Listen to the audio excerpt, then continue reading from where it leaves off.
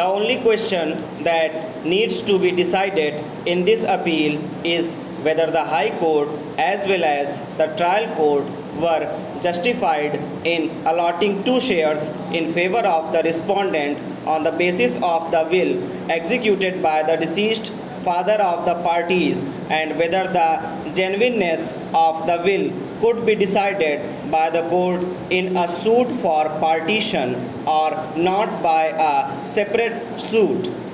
It is well settled that a suit for partition stands disposed of only with the passing of the final decree. It is equally settled that in a partition suit, the court has the jurisdiction to amend the shares suitably, even if the preliminary decree has been passed.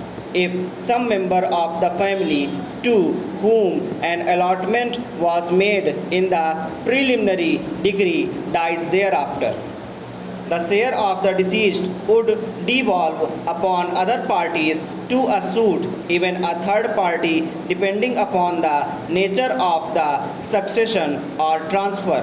As the case may be, the validity of such succession can certainly be considered at the stage of final decree proceedings. An inference to this effect can suitably be drawn from the decision of this court in the case of Phool Chand versus Gopal Lal AIR 1967 SC 1470. Therefore, relying on the decision of this court and following the principles as aforesaid, both the courts below granted 2 shares to the respondent, in respect of which we do not find any reason to differ. The courts below were also justified to hold that the 2 shares granted at the final stage could be treated as true preliminary decrees which were permissible in law. However, the learned counsel for the appellant pointed out that in Phool Chand's case, within bracket Supra, the death of 2 parties had taken place after the preliminary decree was passed. A new circumstance had emerged after the passing of the preliminary decree. That is why the court had passed a second preliminary decree modifying the shares of the other will and died before passing of the preliminary decree. Therefore, no new circumstance has arisen after the passing of the preliminary decree. Accordingly, the appellant contended that the High Court as well as the trial court were not justified in taking into consideration the question regarding the genuineness of the will of the deceased father of the parties and allot 2 shares to respondent in the final decree.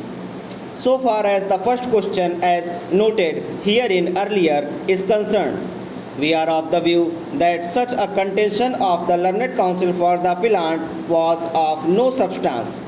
According to the learned counsel for the appellant, as noted herein earlier, the genuineness of the will of the deceased father of the parties not having been proved in a separate suit, the High Court as well as the trial court had specifically considered this point before passing the final decree.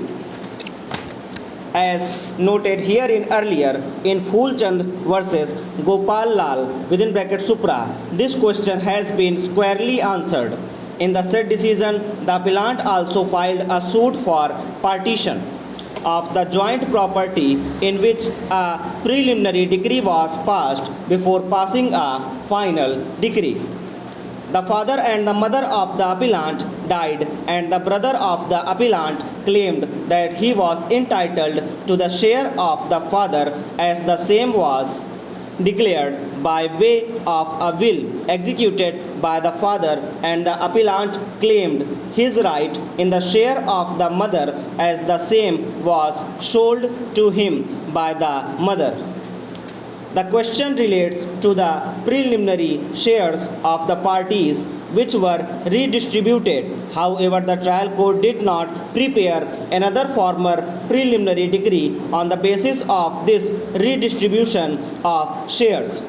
The appeal was taken to the High Court by the brother of the appellant against distribution, which finally came to this court, and this court held that will executed by the father in favor of the brother of the appellant was genuine. Stop.